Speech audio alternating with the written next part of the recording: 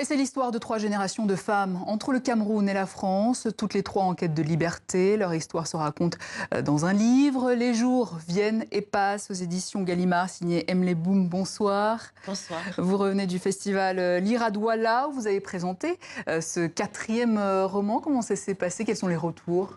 Écoutez, c'est toujours un plaisir en fait de présenter mon travail à Douala. Un plaisir et une angoisse particulière parce que c'est Douala et que ça compte. Chez vous. Voilà. Et le livre a été super bien reçu.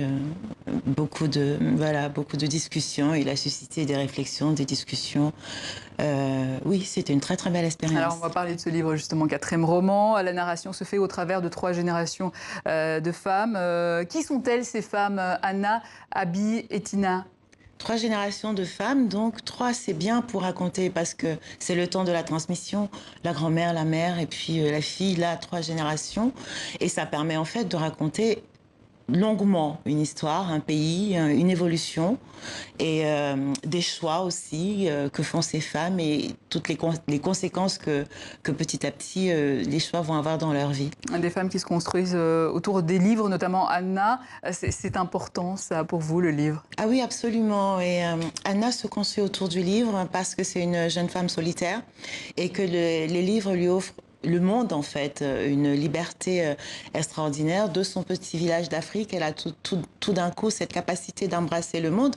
Et c'est d'autant plus important qu'on arrive à Boko Haram, qui a une interdiction du livre. Le roman s'ouvre sur cet amour de la lecture et finalement se conclut dans cet enfermement, ce refus de rencontrer l'autre et cette violence qui va s'imposer. Et donc qui interdit par conséquent la culture et les livres. Alors vous-même, vous avez grandi à Douala. Oui. Vous avez obtenu une maîtrise en sciences sociales à Yaoundé, 3e cycle de commerce extérieur à la Cato de Lille, puis DESS à l'École supérieure de Lille. Vous vivez actuellement en banlieue parisienne avec votre famille. Est-ce que vous vous retrouvez quelque part dans l'une de ces femmes, d'une manière ou d'une autre? Parce qu'on se demande quand on lit ce livre, quelle est la part de fiction, quelle est la part de réalité? Je suis tous mes personnages, comme comme disent en général les romanciers. Je suis dans tous les personnages. Moi et puis toutes les personnes de mon entourage, on dit que les écrivains sont des sortes de vampires. Ils vampirisent leur entourage, ils vampirisent la société et puis ils le puisent aussi en eux.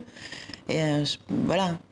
Vous évoquez donc la famille, le deuil, la perte, la transmission. Vous le disiez, on retrouve dans votre livre une double éducation occidentale chez les religieuses et l'éducation camerounaise. Vous abordez aussi le mariage mixte, les difficultés du couple, l'infidélité, la polygamie que vous avez déjà évoqué dans un précédent livre, Le clan des femmes.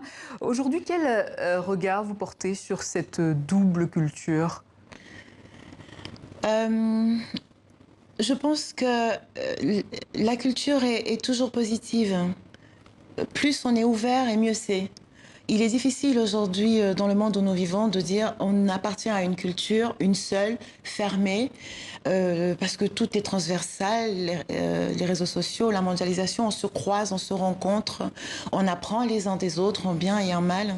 Et c'est plutôt bien, parce que ça ouvre des portes, ça offre une vision du monde. Le monde vient aux gens. Les corps sont enfermés, on l'a bien vu avec l'immigration, tout le monde ne peut pas se déplacer de la même manière. Les corps sont enfermés, mais il n'empêche qu'il y a une forme d'ouverture à laquelle finalement personne n'avait réfléchi, on n'avait pas forcément envisagé les conséquences. Et c'est plutôt une bonne chose. Et est-ce que vous diriez que ça joue au niveau de l'écriture? Ah oui, tout à fait. Ça nourrit l'écriture. Cette double, triple, quadruple culture, je ne suis pas limitée en termes de culture. Tout ça nourrit profondément mon écriture. Et puis je pense aussi que de raconter les gens, c'est ça qui est magnifique. C'est la magie du roman. Parce qu'on raconte les gens dans leur singularité, dans ce qu'ils ont de personnel et intime.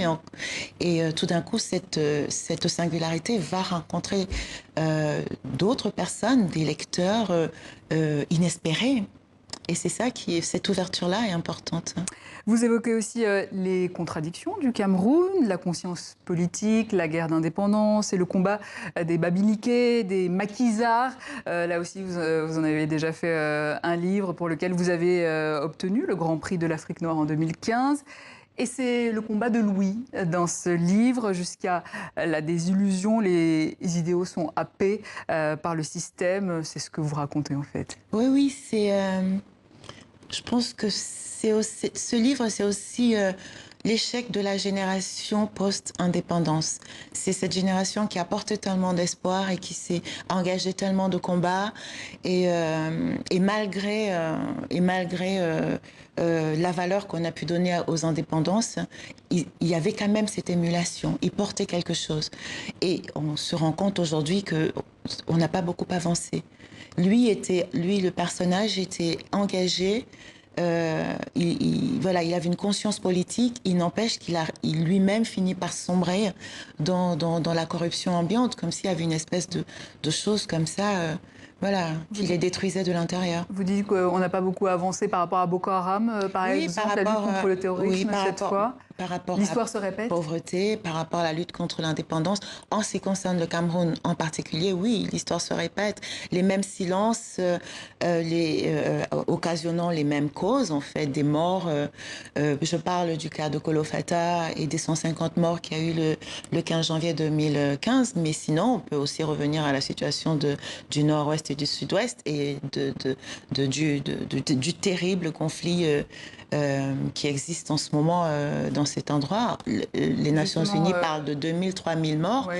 C'est bien la preuve qu'il y a des choses qui ne se sont pas faites, qui se sont mal faites. C'est bien la preuve qu'il faut penser différemment. Vous parlez de la crise anglophone, dans les régions anglophones. Il y a aussi ce personnage de Tina, en fait, cet enrôlement par Boko Haram. Comment vous expliquez cet enrôlement par les groupes terroristes aujourd'hui, de cette jeunesse camerounaise? Tina, c'est la jeune génération, donc c'est la 3e génération, celle qui a bien compris aussi qu'ils ne pouvaient pas forcément compter sur la génération qui les a précédés. Ils ont bien vu comment les choses se passent, le délitement, ils ont bien vu la confiscation d'une certaine manière des opportunités, et ils sont attirés par des causes délétères.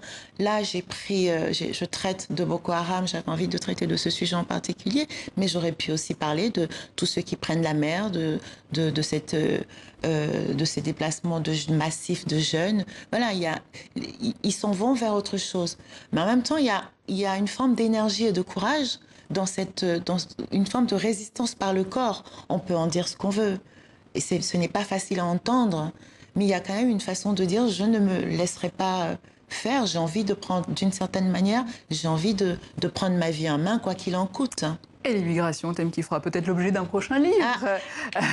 Sait-on jamais. Il y aura des choses à dire. Merci, je rappelle.